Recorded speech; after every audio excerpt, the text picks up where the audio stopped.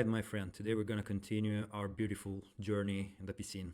This time we have to create a function which reverses a given array of integer. The arguments are a pointer to int and the number of ints in the array, of course. And here we have the prototype, so a function which doesn't return any value, but takes as an input a pointer to an integer that is called tab and an integer called size. Alright, that's perfect. Let's dive into the code. This is the program in all its glory. As you can see, it's kind of longish compared to the other ones, but I think it's very simple. Now, let's understand line by line what is going on. Here I have my Tinder main function. Inside this block, inside this scope, inside this function, I declare an array which contains 10 integers. So a data structure of 40 bytes, because an integer, as you surely know, it's 4 bytes. Then I simply fill my array with what? Well, I fill my array, as you can see from this line, with rand, which is a function that is gonna return me a random positive value, modulo 101. What does it mean? Well, this expression is gonna result in a number in the range 0, 100. Think about that. If I get here the number 99, modulo 101, the result is gonna be 99, of course. If the random function is going to return me 100 modulo 101, which is going to be the result, well, of course, 100. And if I get 101 modulo 101, which is going to be the result, 0. You see, I jump from 100 to 0. That's why I have to use n plus 1 if you want to abstract this concept.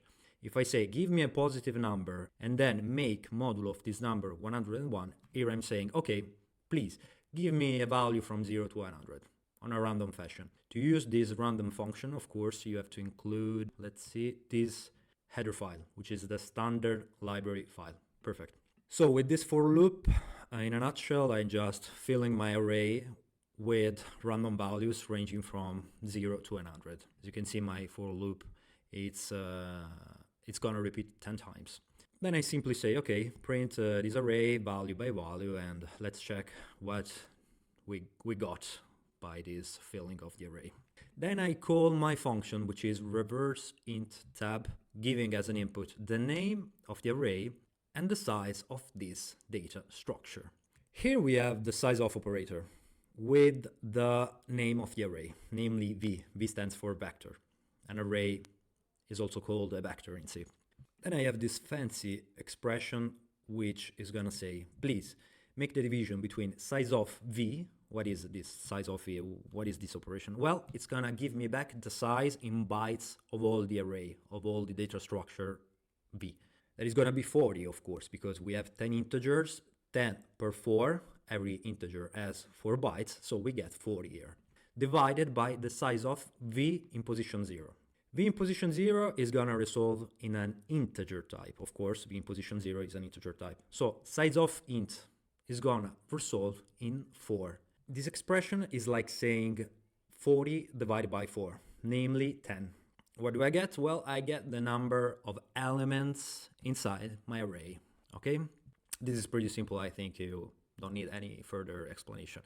Understand pretty well how the size of operator works, and that's super easy. And then I just simply print again my array that allegedly now is reversed, okay? This is the main function. Beforehand, I just want to run this code so you can check, you can appreciate the output of this program, all right? So, as usual, we compile our code, the 42 style, with all the flags on, and let's go. And then I just simply run my code.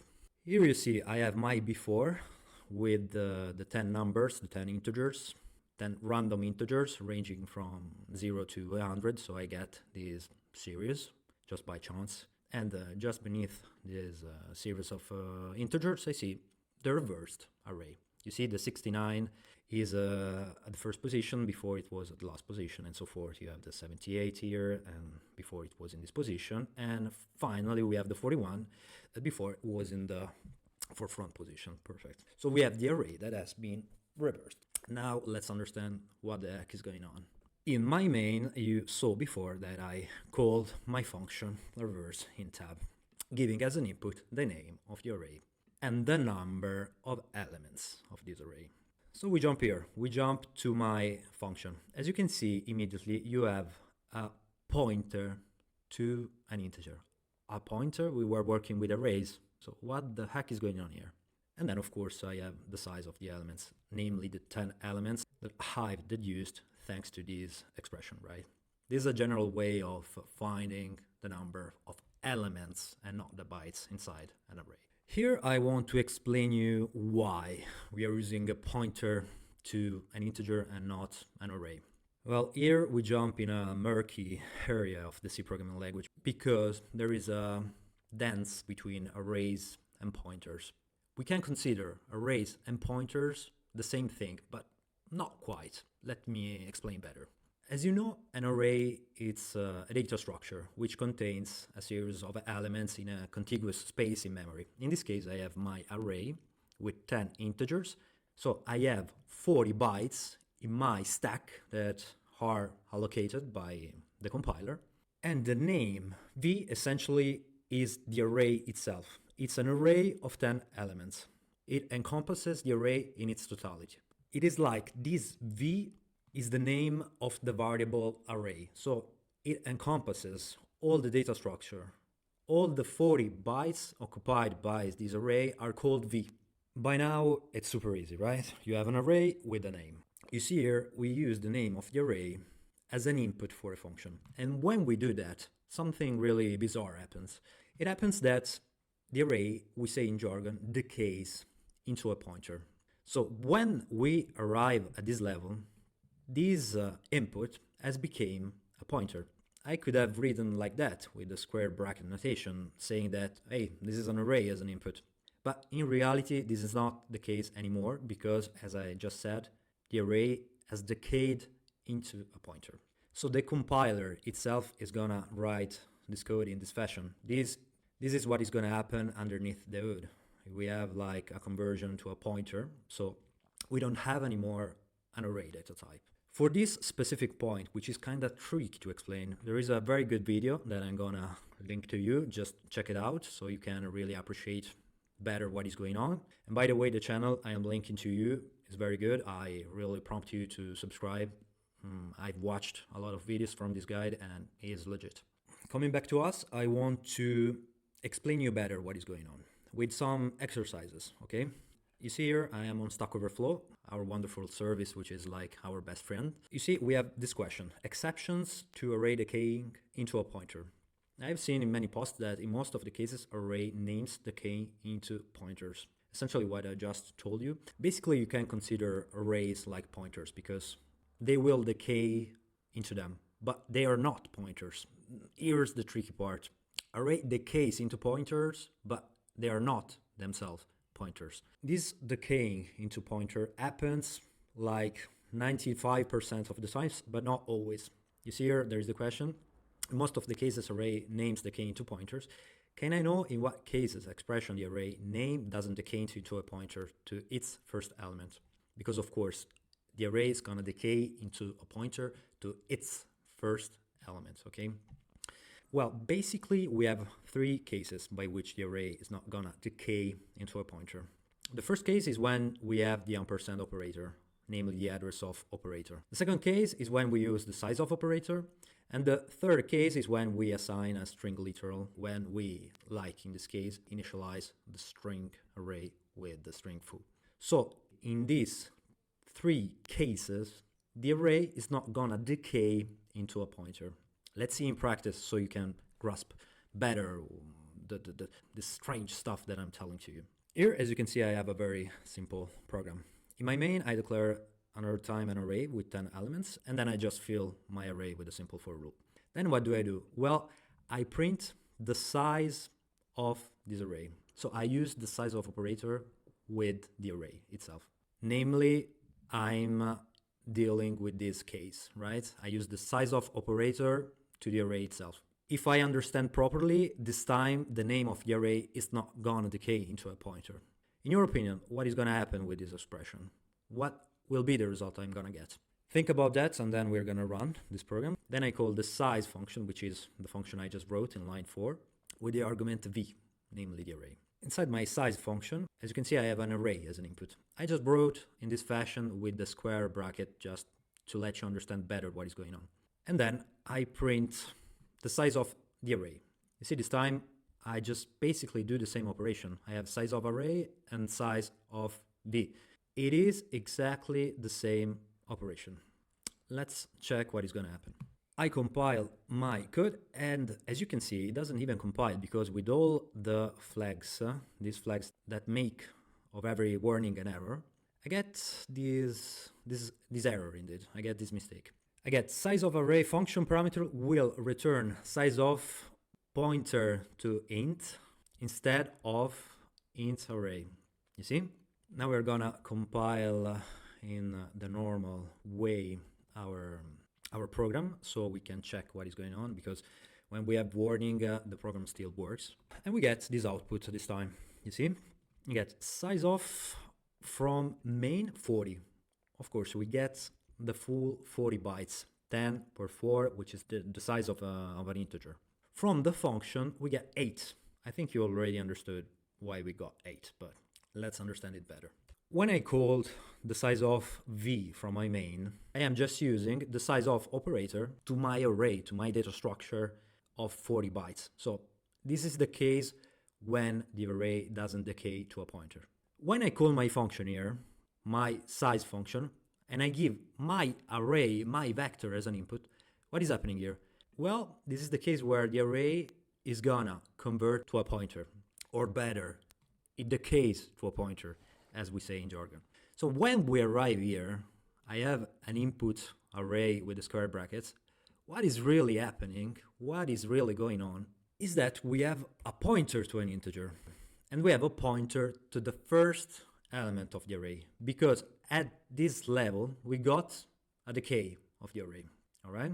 Let's check another problem. This time we have, again, the main function with our array of 10 elements with the for loop filling this array. Very simple, easy, vanilla for you. Then I call my printf with, this time, the ampersand operator and the name of the array. You see, we are here. We use the address of operator with an array data structure. Then I call my function address, which is in line 3, giving as an input the name of the array itself. Here I do the same trick, and I print the address of my array. You see? This time I just write directly as a pointer, because you understood that at this level, my v is going to decay into a pointer. Let's run this code.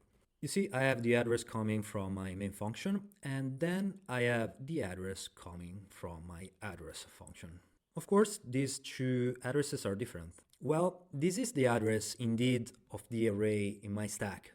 So my data structure of 10 integers, namely my 40 bytes in my array, starts at this position. When we are in my address function, what the address function sees is a pointer to an integer. Here, when I say, please print me the address of my array, here I'm printing the address of the pointer pointing to the first element of the array. I think that an image is worth 1,000 words. So when we are at this level, I have an array that contains 10 integers, right? So we have a data structure like that. We have a contiguous series of elements in my memory.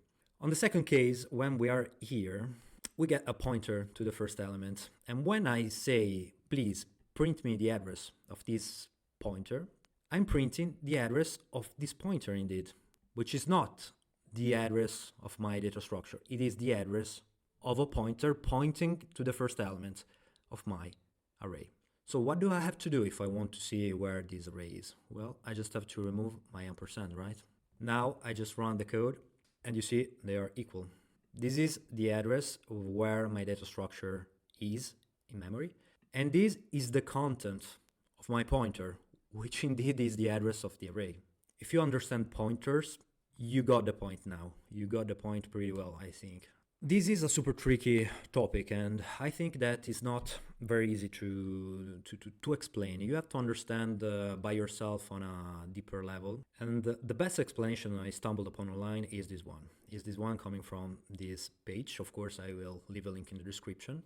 This is a page, by the way, that you can really study, because you have all the most asked question. And indeed, you go here, you go to arrays and pointers, and you have all the tricky questions. For example, I heard that an array is identical to a pointer. And then you click, you have the explanation. You just read and you will understand perfectly. Now, I give you one last tip for you. Hopefully you can understand all the gibberish I've been telling you all this time.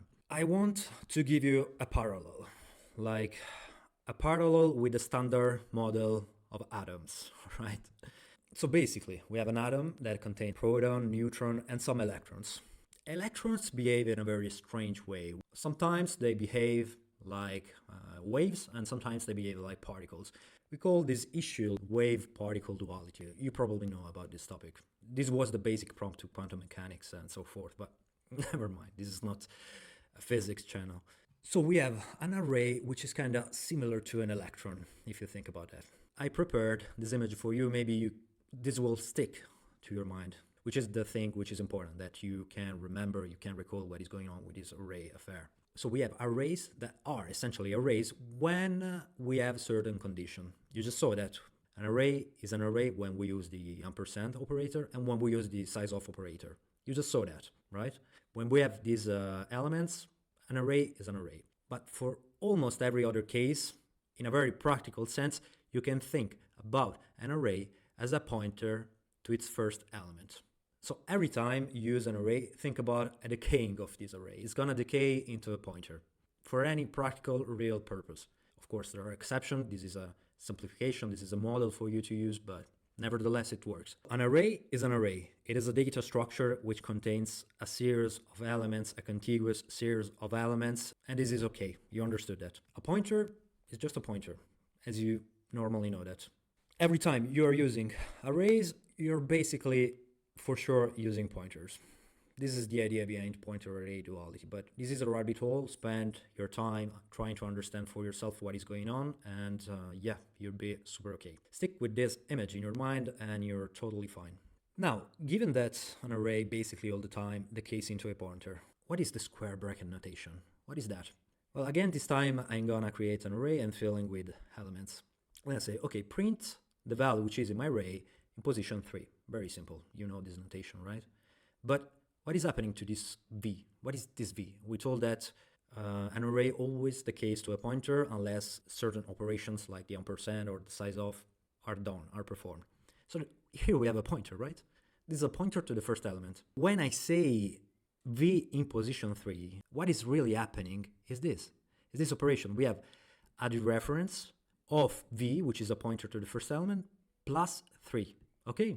This square notation is just syntactic sugar, as we call it, because it is easy to understand for us humans, right? It's very intelligible. The square bracket really recalls the cells in an array, and this is easy. But what is really happening is this, okay?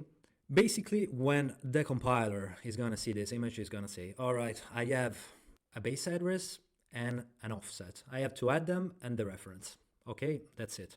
This is what is gonna happen. And to prove this, I'm gonna show you that this operation works even if you do 3 with square bracket v. This makes no sense, right?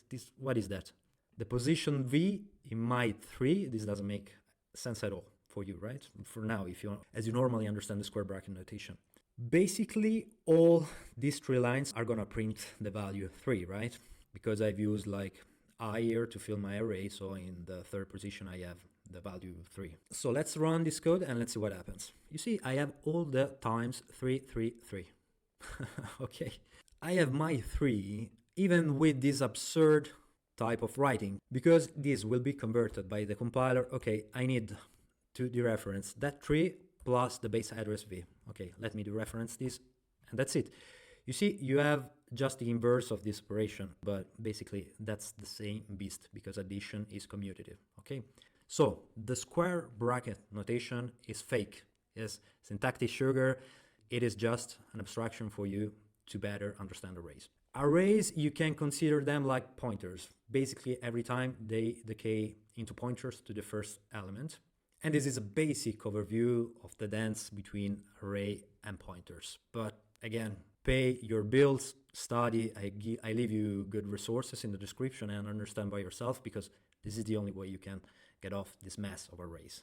I hope I gave you some good tips, but at a certain level, it is kind of tricky to transmit information because this is very low understanding of what is going on.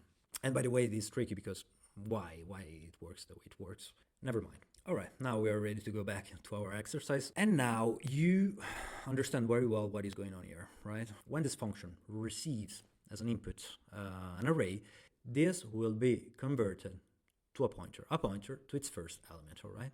Perfect. So now you are also in a position to understand why we need a size here. Of course, here I have only one pointer. I cannot understand anymore how big is my array. I cannot make size of the array divided by size of the first element. Because if I say here, please give me back the size of tab, I get 8, namely the size of a pointer. I cannot rederive how big is my array. So this is the way by which I can work with arrays in C. I have to give as an input also the size of the object. And you understand now why, perfectly. Because here I have just a pointer to the array, and that's all I have. Okay, now let's understand what is going on with this reverse element, with this reverse function. Here I declare two integers, one I called swaps and one I called I. I is equal to 0 and swaps is equal to size divided by 2. What is this size divided by 2? Well, let's just move on and then I will explain you very well what is going on. Then I call my while with this value, swaps minus minus, the swaps with a postfix decrement. And inside my while block, I just perform a swap of my pointer tab plus I, right? You know that this is just syntactic sugar. I'm just using tab plus I in reality, I which in the beginning is 0. So basically it's kind of tricky, this type of writing. I dereference my pointer tab and I add to it I, which is 0. This is like writing at tab plus I and then adjust a postfix increment because I don't want to write many lines in my block while. So I dereference this element and then I just want the address of this element, right? Why I need the address? Well, because my swap function requires a pointer. You perfectly know the swap function. If not, just watch my video. So here I need to give an address. Very simple, right? I just dereference my pointer. I add to it I, which initially is 0, but it will be increased later thanks to this postfix increment. And that's it. So in all this phrase, I have please swap the element in position 0 of my array, right?